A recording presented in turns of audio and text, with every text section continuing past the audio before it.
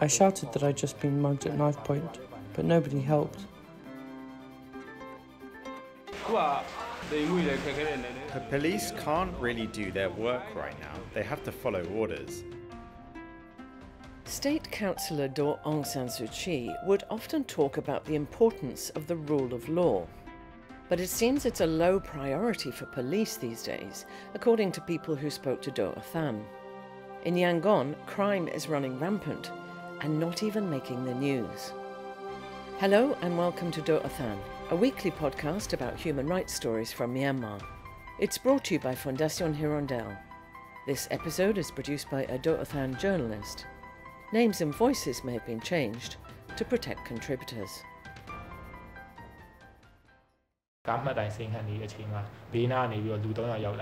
I was about to get off the bus when three people came up to me. Two of them sandwiched me in between, and the exit in front of me was closed, so I couldn't get out. Then when one came up behind me and said he'd seen me talking on my phone just now and demanded to see it.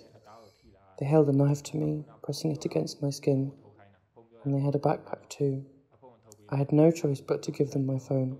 After that, all three of them got off the bus and ran away. Ko Pyae was only 17 and still in high school when he was robbed at knife point on a bus at the end of 2023. His dad works as a company driver and his mum is a tailor. They don't earn much, so Ko Pyae was working part-time at a restaurant in downtown Yangon. He had to handle orders from customers and coordinate work schedules with his colleagues on his phone. However, that phone was stolen. Ko Pyae got off the bus after the muggers at the Thandar market bus stop. It was around 8:30 in the morning, during rush hour. I shouted that I'd just been mugged at knife point, but nobody helped. They just asked what had happened and watched. It was at Thandar market, which is usually crowded, so I thought I could get some help. But no one did. I felt really helpless.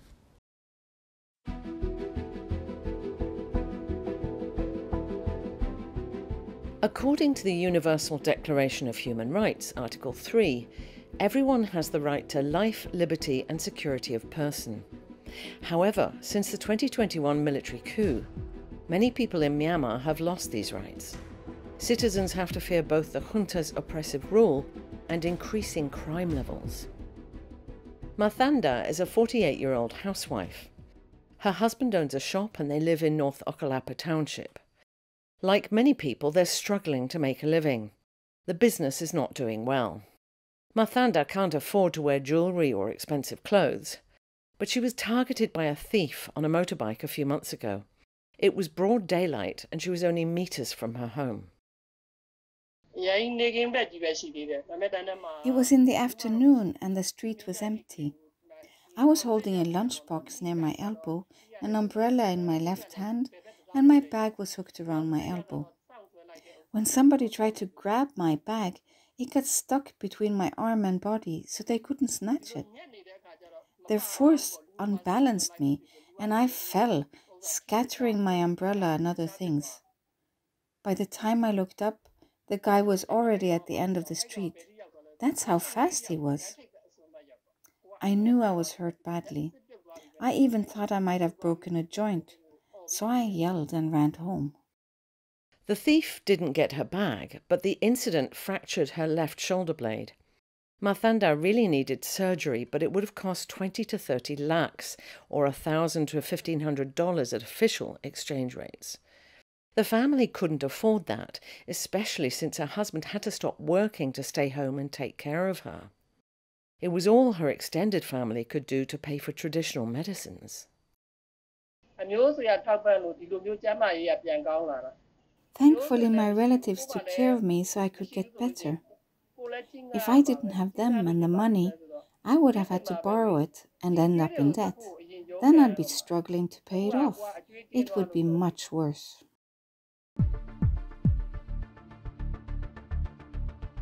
Incidents like this have apparently become a daily occurrence in Yangon. In 2022 and early 2023, There were many media and social media reports about these sort of crimes. Now they're not even making the news. Police stations are not exactly welcoming places these days. They're often fortified, surrounded by guarded bunkers made out of sandbags, because they could be targeted by urban resistance groups. It's not easy to get in, and if you try, you face being bombarded with security checks and questions. Some people might fear being seen entering a police station and being branded as an informer. But Thandar and Ko Pyae didn't actually see any point in reporting their incidents to police. Thandar said she'd heard of many crimes which police have failed to solve, including the murder of a motorbike taxi driver. Ko Pyae said a friend had been mugged and reported it to police, but they didn't even respond. Another acquaintance got mugged near Pasundang Market. They took all his money and his phone. He reported it to the police, and they said they'd investigate. But he didn't hear anything, even after 3 or 4 days. A week later, still nothing. So I figured it wouldn't make any difference if I reported my case. So I didn't. The people who've spoken to Doh Athan say there's no rule of law in Yangon these days. The rule of law means that there are fair laws which are followed by citizens and applied equally by government authorities. According to the US-based World Justice Project's annual statistics, Myanmar ranks 135th in the global rule of law ranking, with only 7 countries below it. In 2020, during the last year of the elected government, it ranked 112th. Ko Pyae is a policeman who defected a year after the coup. He told Doh Athan that the police force was never well-resourced, but things became much worse after the coup, when some joined the civil disobedience movement, or CDM, and those who were left had to focus on political cases. Police can't really do their work right now. They have to follow orders. The junta is more focused on making sure no one is resisting them and prioritizing having power in their hands completely. So police don't really prioritize dealing with crimes anymore. There are hardly any arrests or actions being taken. With the police not doing their job, crimes are happening and it's just not safe.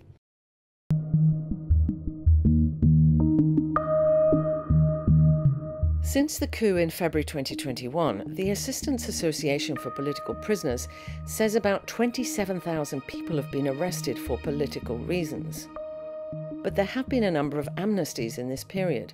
News reports suggest about 95,000 prisoners have been released since the coup. Only just over 6,000 of them were political prisoners, so the vast majority were in jail for criminal reasons. Many ordinary people believe it's no coincidence that crime rates have risen. Ko Pyae is a 40-year-old mother living in Thandar township. She says in their neighbourhood they're often harassed by thugs carrying knives. In one case, she and her 14-year-old son left their home and there was a group of men drinking beer outside the building.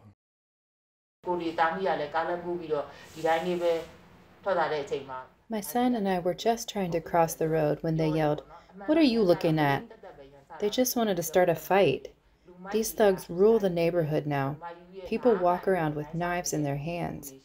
These crooks control the police station and no one tells them off or arrests them, no matter what they do. They just roam around carrying knives and cursing. Ko Pyae says police often use released prisoners as informers, and they could use them to solve crime cases. But that's not happening. Sayama Zin was a judge before the military coup and joined the CDM afterwards. She now delivers training on the rule of law in a border area as a member of the Myanmar Lawyers' Council. She believes some of these criminals are being used by the military for their own purposes. The military releases criminals on parole and puts them in militia forces like Pusati. These guys get paid or given power to watch over activists, the PDF, and new people in the neighborhoods. They're given authority to check the guest lists and placed at checkpoints on police stations, so now these thugs hold power, and the police can't do anything against them and their affiliates.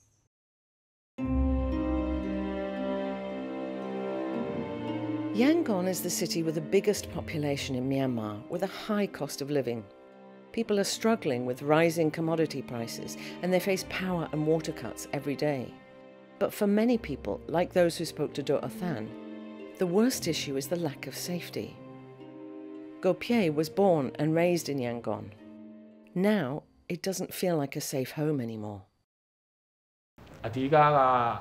The main thing is they should enforce the laws. Those in charge need to prevent these things from happening. I want my hometown, Yangon, to be a safe and secure city.